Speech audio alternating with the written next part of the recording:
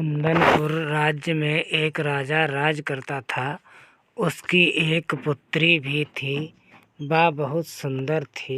एक दिन उसने राजा से कहा, पिताजी, मेरी आज सेब खाने की इच्छा है। आप कहीं से भी सेब मंगा कर दीजिए, मैं सेब खाऊंगी। राजा ने सेनापति को बुलाया। जी महाराज, मेरे लिए क्या हुक्म है? मेरी बेटी सेब खाना चाहती है। आप सिपाहियों से कहो कि सेब ला कर दें। सेनापति ने सिपाही से कहा, जाओ जंगल में सेब का फल ढूंढ कर लाओ।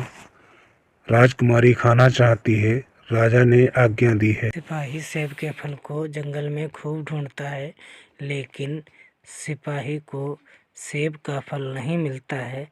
अंत में थक हार कर वह वापस आ जाता है और सेनापति को कहता है, सेब का फल नहीं मिला। मैंने बाग और जंगल में खोजा, लेकिन सेब का एक भी फल नहीं मिला है।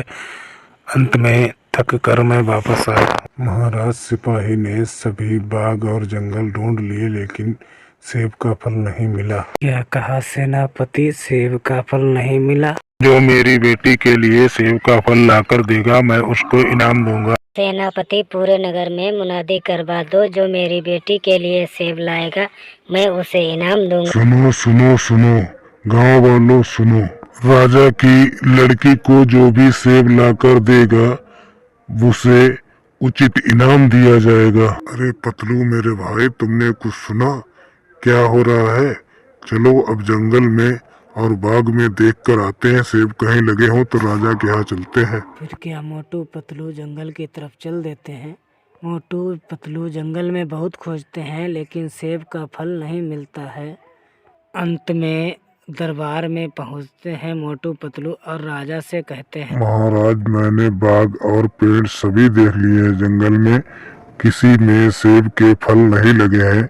लेकिन कुछ दिन की मोहलत लेकर आप कहाँ से सेब का फल लाएंगे?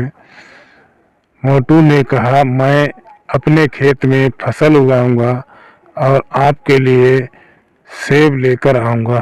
जाओ मोटू, तुम अपने खेत में फसल लगाकर और सेब लेकर आओ। यदि आप सेब नहीं लेकर आ पाए तो आपको सजा दी जाएगी। ठीक है महाराज, मैं जाता हूँ। आपकी राजकुमारी के लिए सेब लेकर ही आऊँगा। मोटू पतलू राजदरबार से चले जाते हैं।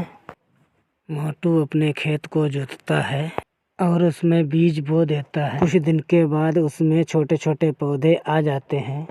मोटू उन पौधों में खाद और बीज देता है समय समय पर।